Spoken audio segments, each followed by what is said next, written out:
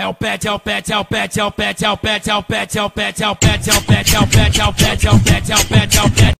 E aí, turma, tudo bem com vocês? Aqui é o professor Rafael Alves para mais um vídeo do nosso canal. Plano de estudo doutorado, Sociologia.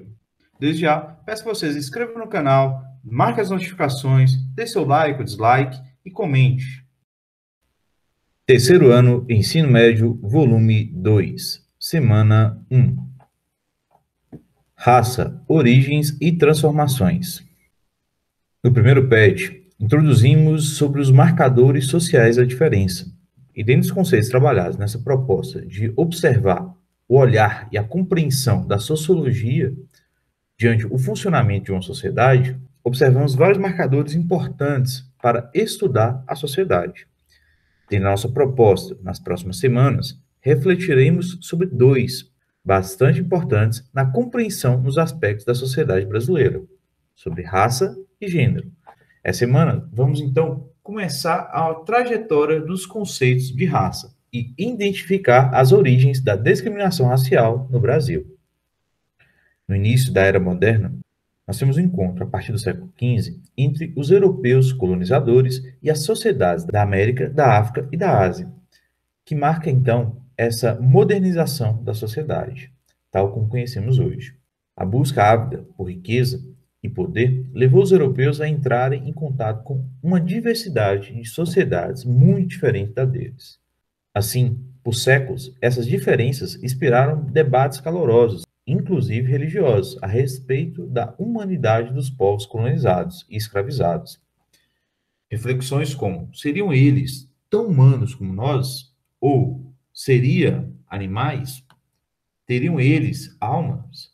Seriam eles amaldiçoados? Assim, era o posicionamento de reflexões dos invasores ao contato com os diferentes. E apenas no século XIX, com o estabelecimento da ciência moderna, que começaram a tentativa mais científica, entre aspas, do agora grande império europeu de explicar as diferenças entre os povos da Terra. Nessa reflexão, nós temos teorias que enfatizaram a ideia do racismo científico. Teorias como o evolucionismo e o darwinismo social. Quando falamos do evolucionismo social, defendia que as diferenças entre as sociedades mais simples dos povos colonizados e as mais complexas dos povos europeus podiam ser explicadas pelos seus distintos graus de evolução. Essa teoria classificava os povos em uma escala de 3 estágios: selvageria, barbárie e civilização. O principal critério dessas escalas era o nível de progresso tecnológico de cada sociedade.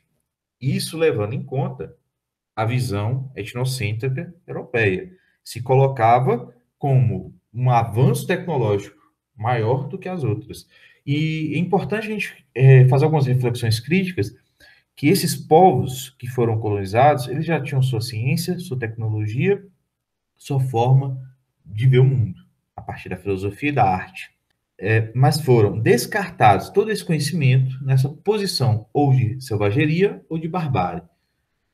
Enquanto isso, os europeus se colocavam como civilizados.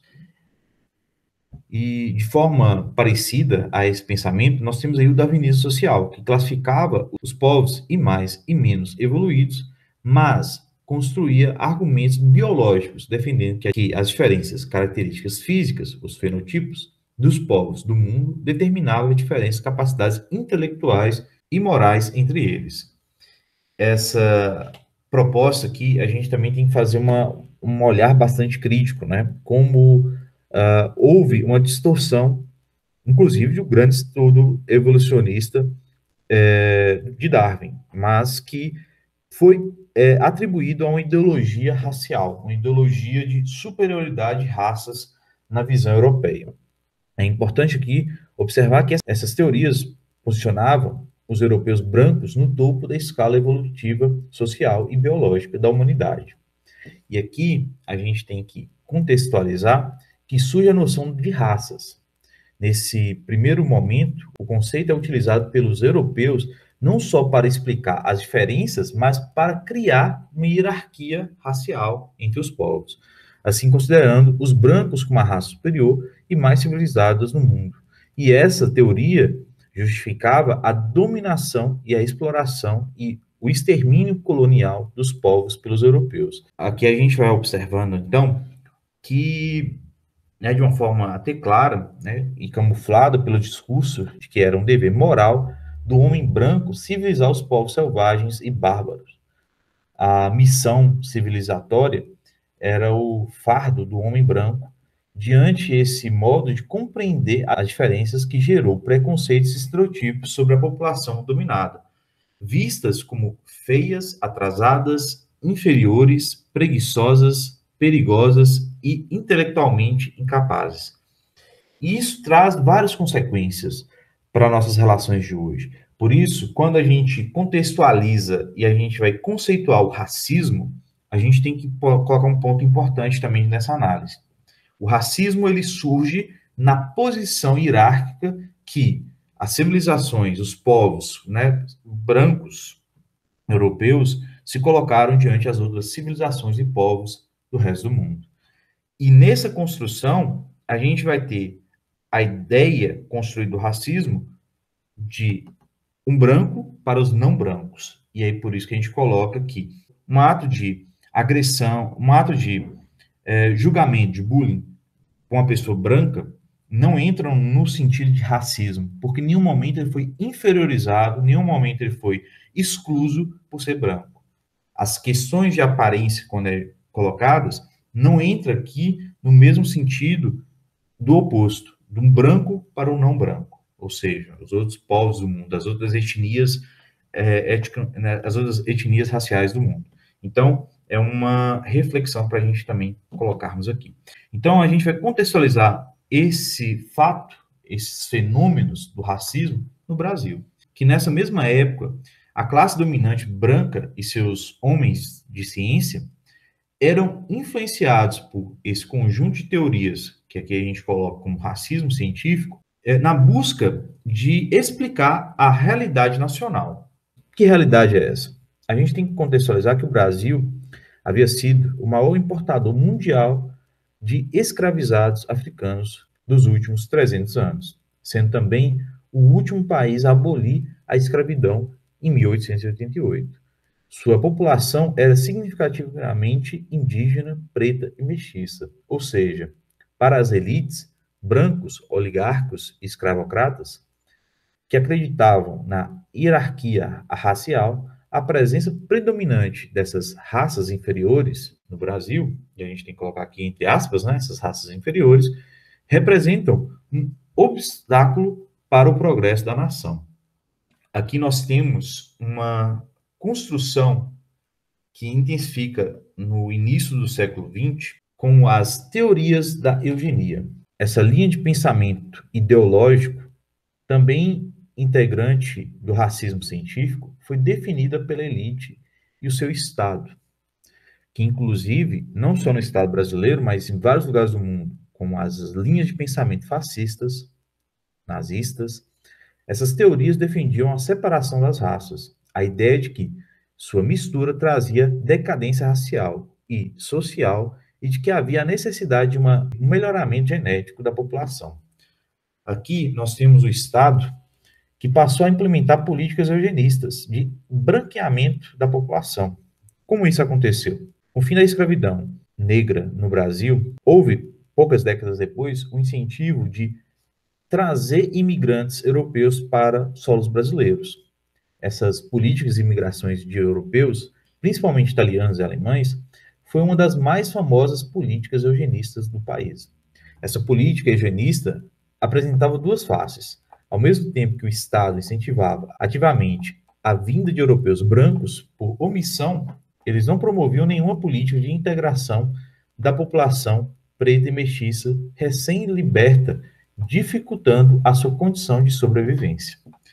Aqui, nós temos que contextualizar o papel da ciência a partir de um olhar mais crítico diante desses fatos, sobretudo das nossas ciências sociais, que na primeira metade do século XX promoveram uma drástica transformação na compreensão do conceito de raça. Isso é importantíssimo, principalmente pós um período que a política, as ideologias eugenistas se espalharam de uma forma intensa com a onda fascista na Europa. A biologia estabeleceu que não existe raça distinta, mas apenas uma raça humana. Mas o que então tornava as sociedades humanas tão diferentes umas das outras? E aqui que nos faz observar que entender essa cultura no plural, que existe uma diversidade cultural no mundo, nos promove aqui permitir o enfraquecer a ideia de hierarquia racial, tão útil para a dominação colonial.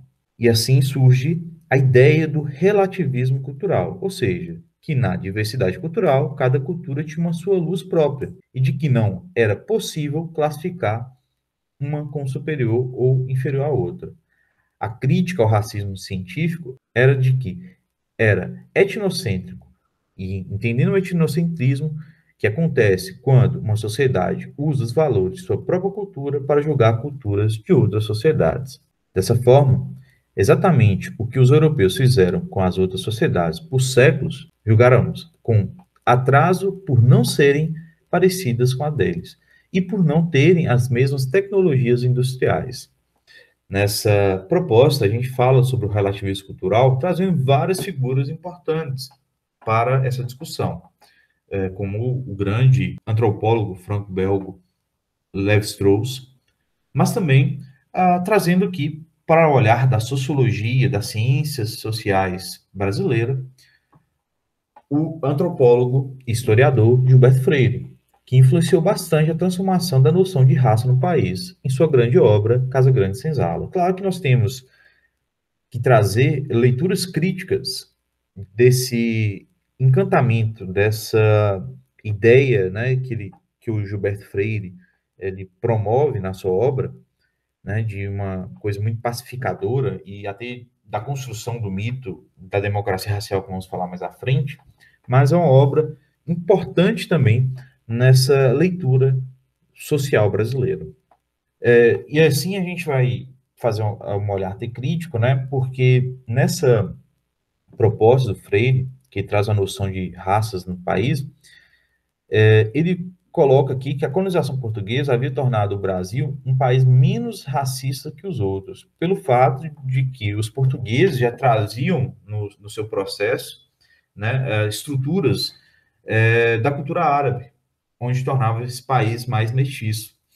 Isso traz aqui uma leitura da colonização portuguesa, teria sido menos racializada e mais propensa à miscigenação do que outras colonizações europeias.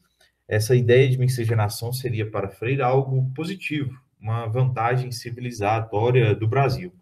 E aqui traz, inclusive, a ideia das três culturas, né, a indígena, a africana e a portuguesa. Teria então esse encontro, essa contribuição ricamente para a construção da cultura nacional. Essas características marcantes do Brasil seriam, então, manter a relação racial harmônica, sem um conflito aberto que existe em um país como os Estados Unidos ou a África do Sul. Freire, então, traz essa interpretação do Brasil como uma espécie de paraíso racial. E aqui a gente vai fazendo as leituras críticas ao trabalho de Freire, que foi tão marcante para a explicação do Brasil que acabou gerando essa noção de democracia racial.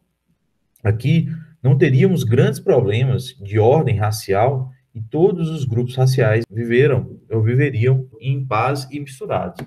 Essa ideia de democracia racial acabou se tornando uma ideologia nacional, do discurso oficial do Estado e amplamente compartilhado pelo senso comum brasileiro, até os dias de hoje. E por isso é o nosso papel quebrar esse pensamento do senso comum, porque se a gente afirma que vivemos uma democracia racial, a gente descarta imediatamente que o Brasil não é um país racista. Será que um país onde o Estado invade uma periferia e assassina 28 pessoas, sendo a maioria dessas pessoas de origem negras, sendo a maioria das pessoas que vivem nessa comunidade de origem negra, sendo a comparação que as pessoas que vivem nessa comunidade periférica, elas são inferiores, elas são menos que elas são favoráveis a estarem sendo bandidas, traficantes e entre outras coisas, será que é um país que não tem racismo? Colocamos essa problemática para refletir que, ainda assim, que é público e notório que a discriminação racial continua a existir, potencializadas todas as formas de desigualdade no país, o que você pensa sobre isso? Como pode uma sociedade se ver como uma democracia racial e, ao mesmo tempo, perpetuar o racismo que existe nela? É uma problemática que eu deixo a reflexão para vocês, inclusive problematizando a violência no país de modo geral. Quando pegamos dados sobre a violência no país, a gente vai observar como os fatores étnico-raciais estão intensificados nessa relação. Seja violência contra a mulher, seja violência contra a juventude, seja violência contra as pessoas idosas, as pessoas com deficiência, as pessoas em qualquer estado que seja. Quando a gente vai analisar qualquer dado sobre violência, a questão étnico-racial, infelizmente, está lá presente. Atividades. A visão sociológica do relativismo cultural, surgida no século XX, firmou a ideia de que existe no mundo várias culturas diferentes, mas de igual valor entre si. O que é melhor ou correto para um indivíduo depende sempre de sua cultura. A situação da imagem ao lado apresenta qual fenômeno sociocultural relativizado pela sociologia atual? Nós temos aí uma forma de intolerância religiosa, né, representada na imagem. É uma problemática que traz no seu estereotipo, né, a ideia da visão etnocêntrica, a visão de uma cultura superior ou uma cultura que se impõe de uma forma de preconceito com a outra. Nessa reflexão, a gente também tem que fazer algumas análises nessa própria imagem da charge, mas dá para a gente observar o nosso problema. Inclusive, chama atenção para vocês aí, e uma leitura bastante importante para a sociologia, no vestibular, não só sociologia, mas qualquer área, leia sempre tudo que está presente na questão, inclusive as referências que vão ajudar bastante vocês a estarem respondendo a alternativa. Questão 2. Peço a vocês que leiam o texto acima e respondam a pergunta a seguir.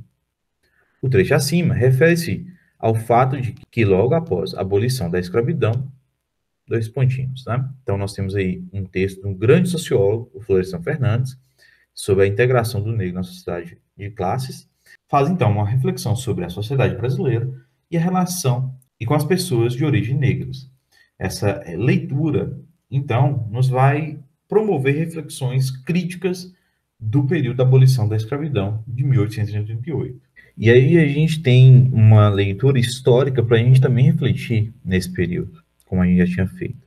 A abolição de 1888, né, no dia 13 de maio, que recentemente aí foi uma data importante e lida aí pelos movimentos negros, trazendo novos significados dessa conquista, porque foi uma conquista de muita luta, por mais que tenha uma simbolização distorcida com a figura da princesa Isabel assinando a Lei Áurea, mas a gente tem uma luta constante dos movimentos negros para conquistar esse direito.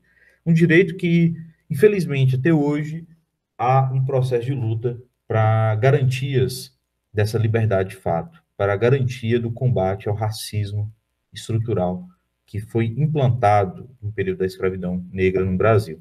Então, nós temos aí uma contextualização que, infelizmente, não houve uma promoção à educação e à absorção da população preta do Brasil. Mas também temos que refletir como foi bem aceito a questão dos imigrantes europeus pós esse período no Brasil. Ideia criada dessa política eugenista, né, do branqueamento da população. Então, a gente tem que fazer essas leituras críticas para poder responder bem essa questão. Então, pessoal, peço a vocês, fiquem atentos a novos vídeos do canal. São videoaulas voltadas ao Plano de Estudo Doutorado oferecido pela Secretaria de Educação de Minas Gerais, onde teremos aí o objetivo de fazer essa interação à distância entre professor e estudante, nessa proposta de transmitir o conhecimento das ciências sociais da nossa sociologia.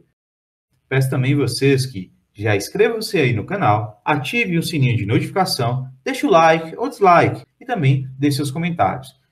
Desde já, muito obrigado e até a próxima.